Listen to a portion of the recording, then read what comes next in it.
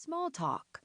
Discover who he was and why he always seemed so put together, with his dark hair perfectly in place, his fresh-shaven chin raised in an air of confidence, and clothes all matching and expensive-looking.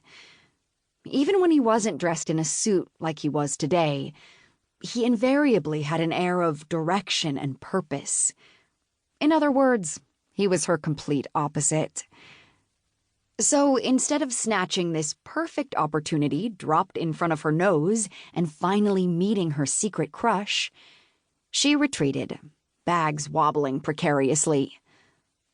The revolving door made a whooshing sound as a delivery man entered the building, and since her arms were full, she took the opportunity to enter while the door was still rotating.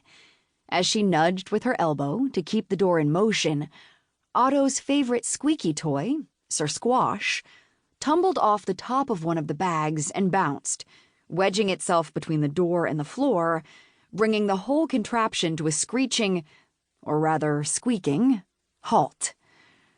Blast. And then she heard it, a light tap-tap-tap on the glass behind her. Someone had followed her into the revolving door. Not just someone. Without looking, she knew exactly who it was. Him. After a deep breath, she snuck a quick glance over her shoulder to find him in the next section of the door behind her. Mr. Perfectly Put Together was right there, stuck in the revolving door with Dr. Fiona falling apart. Closing her eyes, she cursed her bad luck. Tap, tap, tap.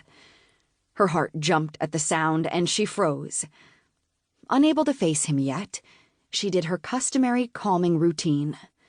Breathe in 4 counts, hold 7, exhale 8.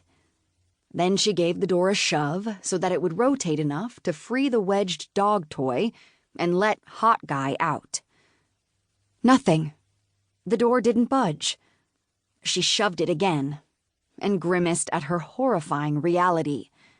She jammed the door and was now stuck in a tiny, confined space, separated from her super crush by glass, like a fish in a bowl.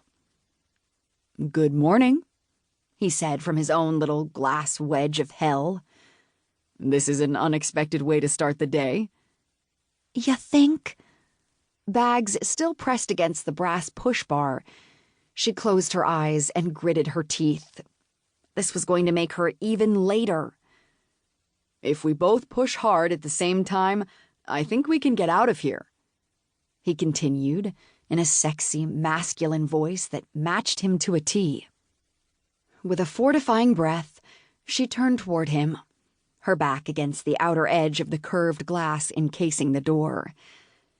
It was a good thing she'd taken a breath, because when she faced him, she forgot how to breathe altogether. He was taller up close, and better looking, which she hadn't thought possible, damn it. He had perfectly straight white teeth. She noticed because he was smiling, something she'd never seen him do before in her brief hot guy sightings. Heat spread up her neck and across her face. At least she wasn't covered in dog and cat hair, like she would be by lunchtime. "Okay," he said through the glass. "I'm going to step on the end of the yellow thing to keep it in place, and we'll both push. Hopefully the door will rotate off of it." She nodded. "Push on 3, he said.